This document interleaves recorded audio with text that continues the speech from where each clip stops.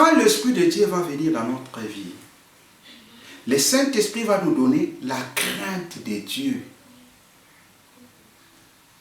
La crainte qu'on appelle en hébreu yira. Yira signifie respect. Nous avons vu au début, le respect là doit être mutuel.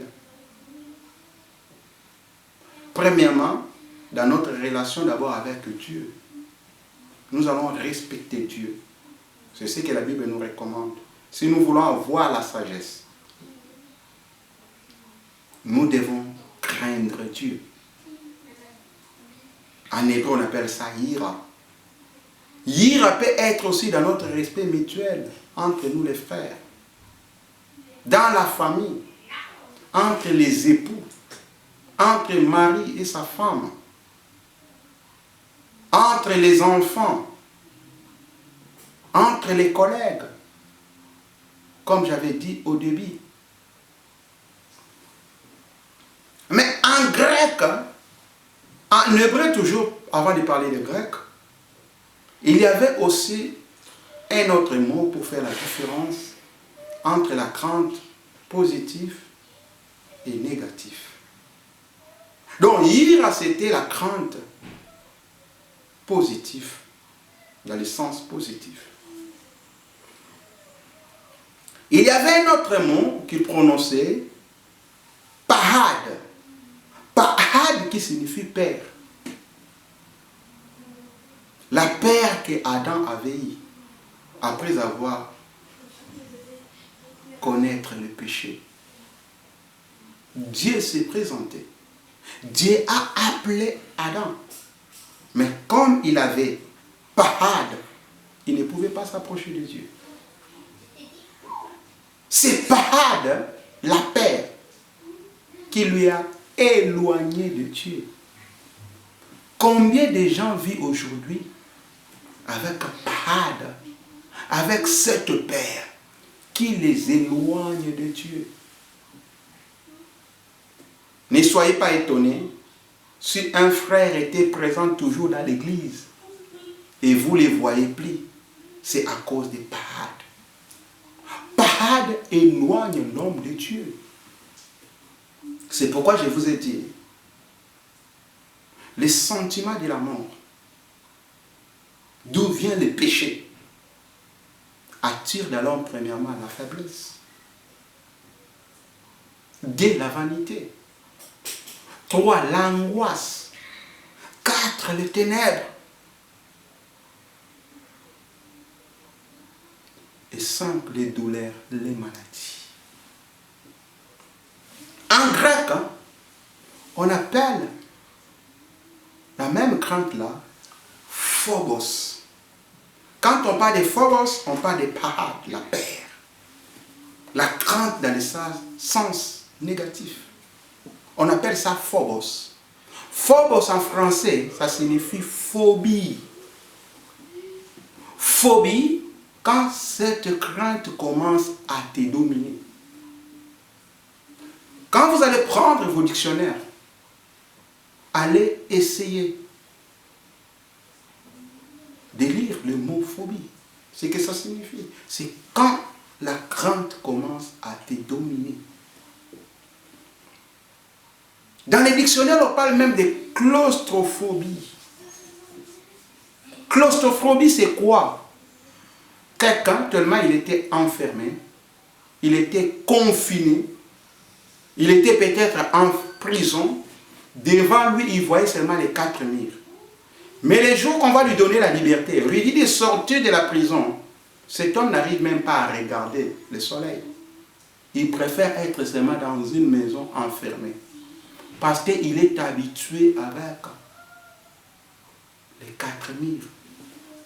Il était habitué avec la prison. Combien de gens aujourd'hui sont dominés par des phobies? Tellement la crainte commence à te dominer, ça te donne la faiblesse. La crainte fait que l'homme a peur. de ses biens,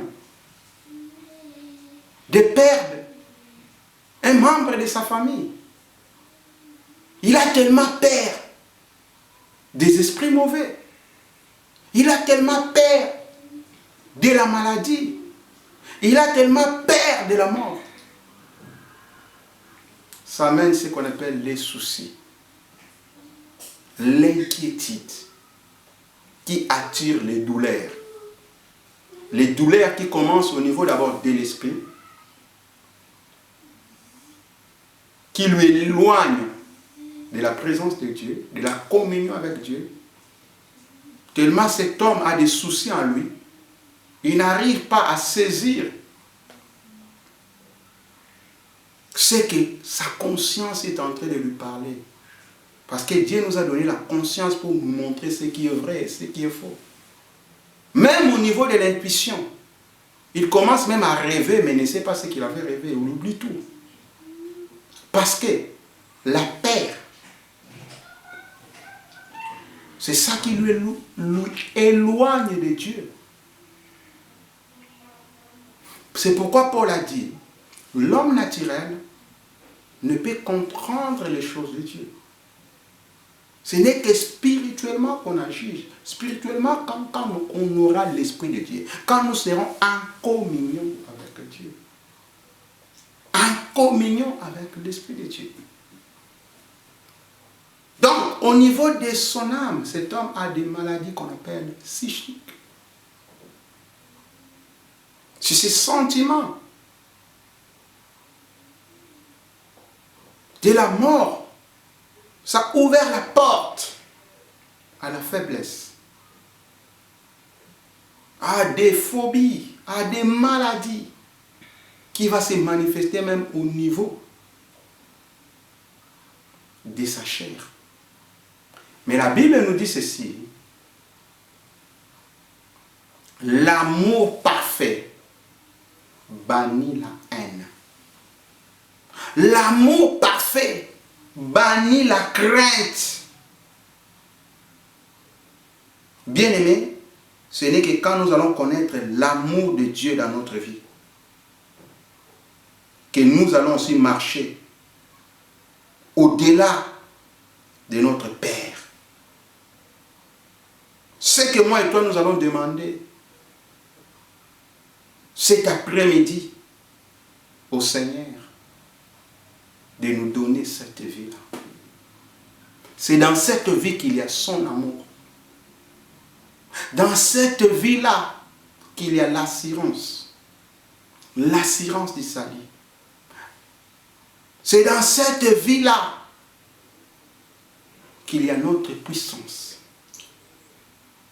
Sans la vie de Dieu, la peur va continuer à te dominer. Ce n'est que la vie de Dieu qui pourra bannir ta peur. Peut-être ta peur est déjà arrivée dans un niveau qui a influencé même ta chair. Aujourd'hui, tu es en train de vivre avec des maladies que tu ne connaissais pas avant. Parce que ton cœur est rempli de soucis. Moi et toi, nous voulons prier. Que Dieu nous libère. Que Dieu nous délivre de toute peur qui nous domine. De toute crainte qui nous domine. De toute phobie qui nous domine. Ceux qui n'ont pas encore reçu Jésus-Christ, ils vont en profiter pour inviter Jésus comme cette fille-là. Les jours qu'il a invité Jésus-Christ dans sa vie, elle n'avait plus peur. Aucune puissance l'a dérangé. Parce que le Tout-Puissant était avec lui. Nous allons prier ensemble. Éternel notre Dieu, nous voici devant toi. Aujourd'hui, nous avons pris le courage d'approcher à cause de ces messages. Autrefois, on avait peur. Il y avait une crainte en nous. C'est pourquoi on était rempli de soucis. Mais aujourd'hui, nous avons compris que c'est toi qui es le Tout-Puissant. Et ceux qui vont t'accepter dans leur vie tu viendras habiter en eux. Et ta puissance sera leur partage. Et ils n'auront peur de rien dans ce monde. Seigneur, au nom de Jésus-Christ, libère tes enfants, libère ton peuple de toute peur. Guéris tes enfants de toute maladie que la peur avait provoquée dans leur vie. Guéris quelqu'un, coupe les chaînes de la peur cet après-midi au nom de Jésus. Que l'Éternel vous bénisse. Soyez bénis. Nous allons nous rencontrer encore le dimanche prochain dans notre culte en ligne. Que l'Éternel bénisse tout et chacun de vous au nom de Jésus. Amen. Amen. Amen.